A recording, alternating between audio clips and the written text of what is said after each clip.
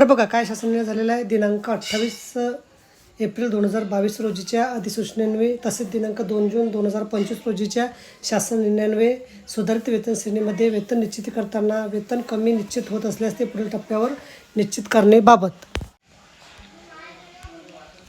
वित्त विभागाच्या संदर्भ क्रमांक 1 येथील दिनांक 28 एप्रिल 2022 रोजीच्या शासन अधिसूचनेन्वये 7व्या वेतन आयोगाच्या वेतन श्रेणीत S727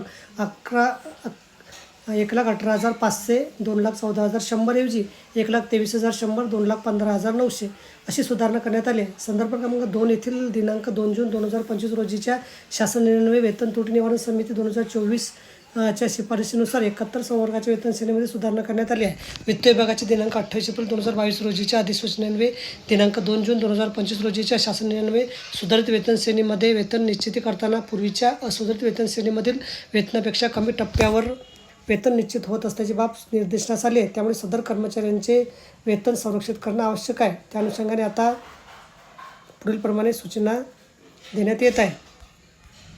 वेतन त्रुटी निवारण समिती 2024 खुल्लर समितीने शिफारस केलेल्या दिनांक 13 फेब्रुवारी 2023 रोजीच्या शासन निर्णयान्वये सुधारित वेतन श्रेणीमध्ये वेतन निश्चिती करताना ज्या अधिकारी कर्मचाऱ्यांचे पूर्वीच्या असुधारित वेतन श्रेणीतील वेतनापेक्षा सुधारित वेतन श्रेणीमध्ये वेतन कमी निश्चित होत असल्यास अशा अधिकारी कर्मचाऱ्यांची त्या वेतन श्रेणीतील पुढील टप्प्यावर वेतन निश्चिती करण्याबाबत वित्त विभागाच्या दिनांक 2 जून 2025 रोजीच्या शासन निर्णयान्वये मान्यता देण्यात आली आहे.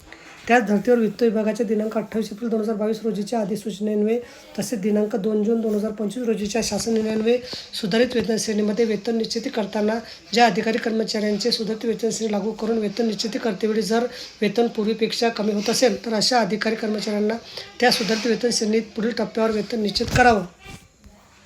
सदर प्रत्येक प्रकरणी लेखा व कोषागार कार्यालयातील वेतन पडताळणी पथकाने काटेकोरपणे तपासणी करून तदनंतरच वेतन निश्चिती अंतिम कडून पुढील कारवाई करण्यात यावी.